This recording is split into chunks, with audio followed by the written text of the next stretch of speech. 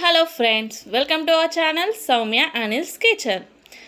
ఈరోజు మనం పాతపు కాలపు నాటి బొమ్మిడీల పులుసును ఎలా తయారు చేసుకోవాలో చూద్దాం.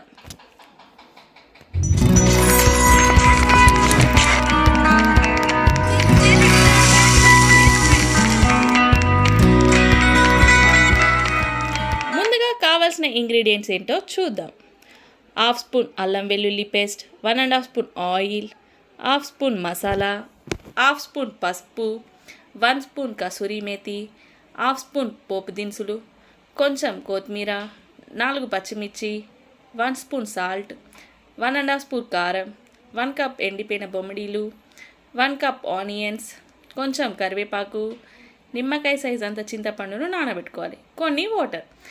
ఇప్పుడు ఎలా తయారు చేద్దామో చూద్దాం.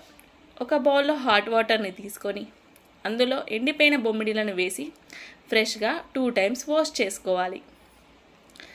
ఇలా చేసుకోవడం వల్ల బొమ్మిడీలకు ఉన్న దుమ్ము అంతా క్లీన్గా అయిపోతాయి. ఇప్పుడు మరొక బౌల్లోకి తీసుకుందాం.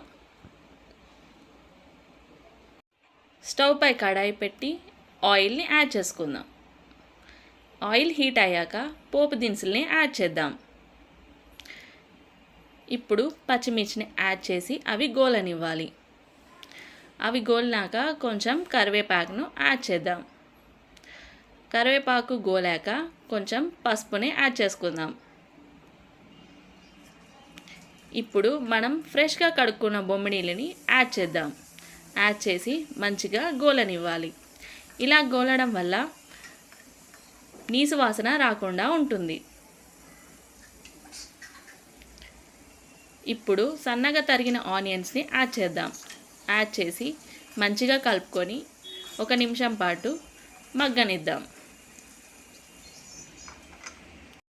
మరొక బౌల్లోకి చింతపండును పులుసును పిండుకోవాలి.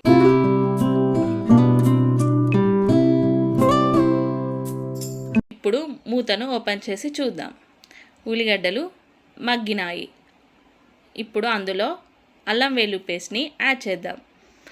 అల్లం వెల్లుల్లి పేస్ట్ పచ్చివాసన పోయేంత వరకు గోలనివ్వాలి.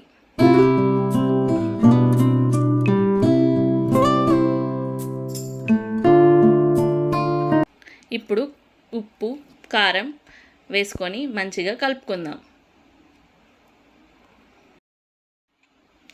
ఇప్పుడు కసూరి మేతిని యాడ్ చేసుకుందాం. కొంచెం మెంతి పొడిని కూడా యాడ్ చేద్దాం. యాడ్ చేసి మంచిగా కలుపుకుందాం. ఇప్పుడు చింతపండు పులుసును యాడ్ చేసి మంచిగా కలుపుకోవాలి. కలుపుకున్నాక కొంచెం ధనియా పౌడర్ని యాడ్ చేద్దాం. అలాగే కొంచెం కొత్తిమీరని కూడా యాడ్ చేసుకుందాం. ఇప్పుడు ఒక 5 మినిట్స్ పాటు కుక్ చేసుకుందాం.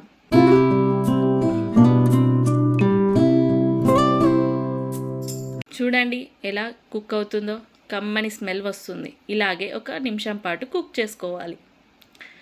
చూడండి ఫ్రెండ్స్, ఆయిల్ ఎలా పైకి వచ్చిందో. ఇలా పైకి వస్తే పర్ఫెక్ట్గా కుక్ అయినట్టు. ఇప్పుడు మనం సర్వింగ్ బౌల్లోకి సర్వ్ చేసుకుందాం. అంతే, మన ఎంతో టేస్టీ అయిన బొమ్మిడీల పులుసు రెడీ.